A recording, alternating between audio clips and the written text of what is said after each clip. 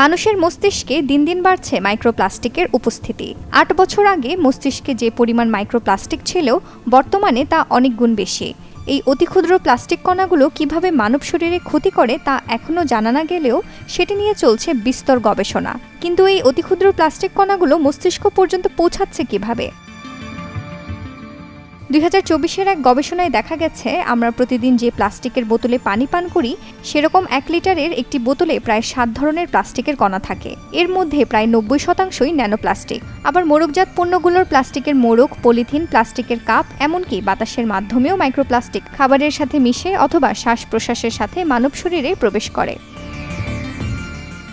অন্যদিকে ফুসফুস, liver, kidney, হাঁটু, কনুইর জয়েন্ট, রক্তকণিকা, এমনকি অস্থিমজ্জাতেও প্লাস্টিকের উপস্থিতি পাওয়া গেছে। কিন্তু মস্তিষ্কে এর বিচরণ ক্রমাগত বাড়ছে বলে জানান গবেষকরা। অতিক্ষুদ্র প্লাস্টিক কণাগুলো মানবদেহে কী ক্ষতি করে সেটা সঠিকভাবে জানা না গেলেও গবেষকরা ধারণা করছেন, এ ধরনের প্লাস্টিক কণাগুলো কোষের ক্ষতি সাধন এবং প্রদাহ সৃষ্টির পাশাপাশি রক্ত সংবহন তন্ত্রের বিভিন্ন রোগ, এমনকি ক্যান্সারও সৃষ্টি করতে পারে।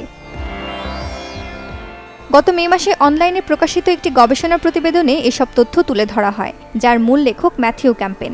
যদিও ওই গবেষণা প্রতিবেদনটি এখনও পিয়ার রিভিউ করা হয়নি এবং তা কোনো জার্নালে প্রকাশ করা হয়নি। ম্যাথিউ ক্যাম্পেন তার গবেষণায় জানান, ২৪টি মস্তিষ্কের নমুনা পরীক্ষা করে আনুমানিক ০.৫% ওজনের প্লাস্টিক পাওয়া যায়। মস্তিষ্কে এই পরিমাণ প্লাস্টিক কণার উপস্থিতি উদ্বেগজনক বলেও জানান ওই গবেষক। অবাক করার মতো বিষয় হলো, শুধু মানুষ নয়, অন্যান্য প্রাণীর দেহেও মাইক্রোপ্লাস্টিকের অস্তিত্ব শনাক্ত করা গেছে। বিশেষ করে কুকুরের অন্ডকোষে এর উপস্থিতি লক্ষণীয়। মানব জীবনে প্লাস্টিক এমনভাবে জড়িয়ে গেছে যে এর ব্যবহার কোনোভাবেই কমানো সম্ভব হচ্ছে না।